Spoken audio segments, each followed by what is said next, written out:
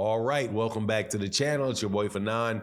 And in this video, we're going to be in the welterweight division where Terence Crawford's trainers, two of them, respond to call-outs by Devin Haney.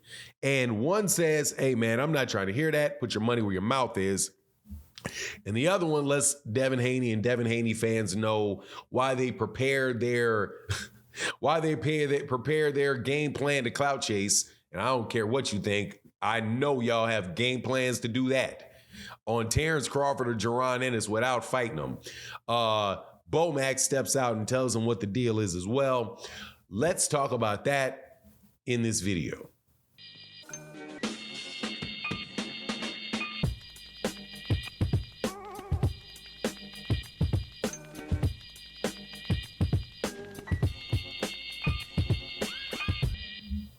All right, welcome back to the channel.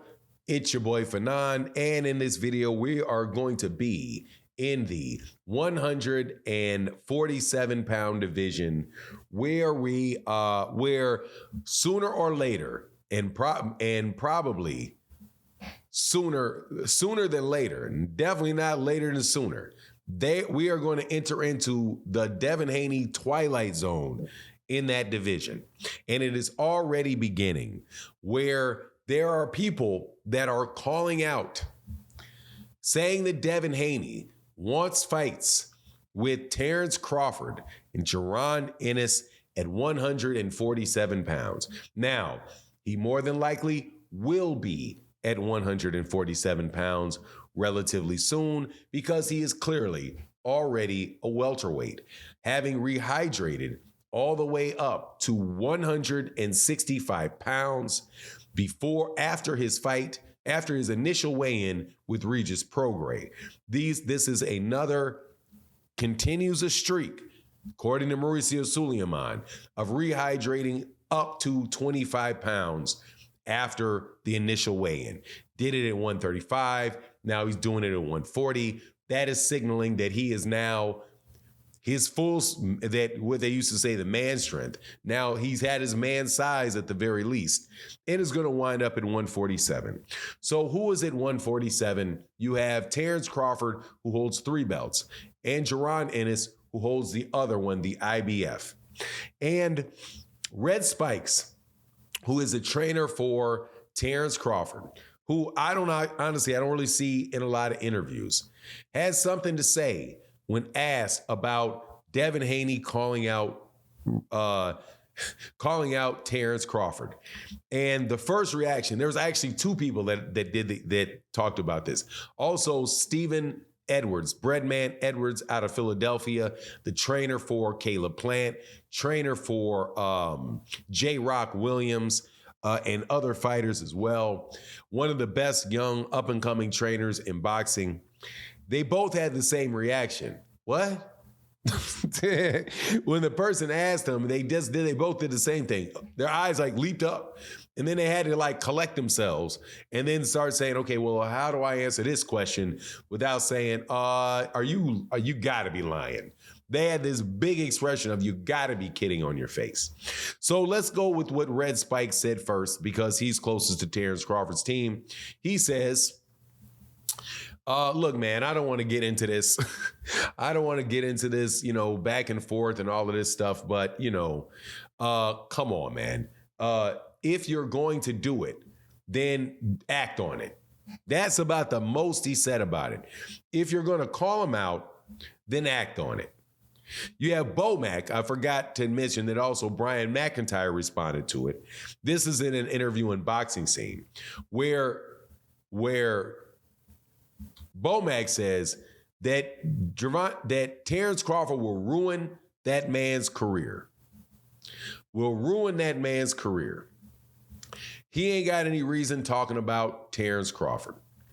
Then you have Stephen Breadman Edwards, and Stephen Breadman Edwards says, look, man, there is that, man, you serious that he's coming up here to do this right now? This is all, again, response to all of the stuff going on the internet, all this stuff, Twitter, YouTube, and people being sensational for the sake of getting themselves. And I don't have a problem with it because honestly, man, that's just what it is. That's just, it's what it is. It is what it is. People getting attention, continuing the boxing conversations on their channels, and it echoing out into the ears of everybody. That is what boxing, that's what media is, period, right now, right? And that is what I think you find everywhere, whether it's actors, whether it's politicians, with the social media, the way that it is, everybody's hearing what pretty much everybody's saying. Everybody has a voice. So I don't have a problem with the fact that they have to react to that. That's their job to figure out how they're going to deal with it. And I think all three of these guys did a wonderful job with it, which is pretty much just saying, okay, don't talk about it, be about it. But if you are about it, man, you may very well get hurt against this guy. Now, the funny thing to me is this, that Terence Crawford and Devin Haney started at the same weight class. Where Devin was a champion at 135. Terence was a champion at 135. You have Devin, who is a champion now at 140. Terence Crawford, who's a champion at 140. And then Terence Crawford moves up to 147. So really, the size of the guys are about the same. Again, Devin Haney rehydrating after the next day weigh-in, after rehydrating, and during the next day weigh-in, coming in at 165 pounds. That's got to be about what Terence Crawford is coming in. 165 pounds, maybe, because, man, Terence is looking gigantic. Thank you, Snack. Looking very, very big. Devin is looking very, very big on the same training program. It really isn't too far-fetched of a fight to take place. However, the issue in the fight, I do believe, for the people that are looking at the fight, is that Terence Crawford is just a much better fighter, or a fighter, let me say, that is going to actually be able to stop you in the boxing ring and is carrying a lot more power than and a lot more effective aggression specifically than Devin Haney is. And more than likely, what Devin Haney's going to do is wait until Terence Crawford is retired or out of that weight class before he starts challenging up there. And I also have a suspicion with the other killer that's there, the young killer, the one that's his same age. He's just going to find a way not to fight him. And they're going to wind up talking about the fight for 5 years and the fight never taking place. Because that's exactly what Devin Haney's team has done with Gervonta Davis this entire time. And people say, oh, it's Gervonta's fault. It's Gervonta Davis' fault. Gervonta gets the A-side. He can make anything happen.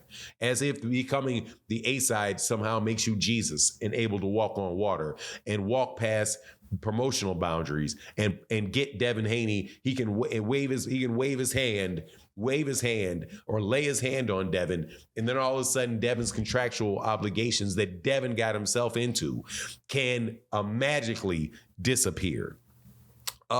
He can't. But anyway, that's not going to distract people when Devin gets there from claiming that Terence Crawford is really ducking Devin Haney, because all Devin Haney really needs to do with Devin Haney fans is just say, I want to fight a guy. And if the guy literally does not fight him the next weekend, that guy's ducking. Like with Keith Thurman. Somebody says that Devin Haney wants to move up to fight Keith Thurman. I think it was Bill Haney said that. All of a sudden, immediately, Keith Thurman is ducking Devin Haney, even though Devin Haney got a fight with Sandor Martin or Ryan Garcia coming up next. And no official offer has been made to Keith Thurman to turn him down, but yet he's still ducking. It's the boy that cried duck with this situation. But again, that's no shot at Devin the fighter. Devin the fighter is a very good fighter, and I would love to see Devin fight Terence Crawford. Love to see Devin fight Shakur Stevens. To see Devin fight Jaron Ennis. They're the same size, so why not? It's not a matter of there's weight classes for a reason, because they're already in the same weight class. But anyway, that's my take on the matter. Please let me know what you think in the comment section. And with that, I'm out. Peace.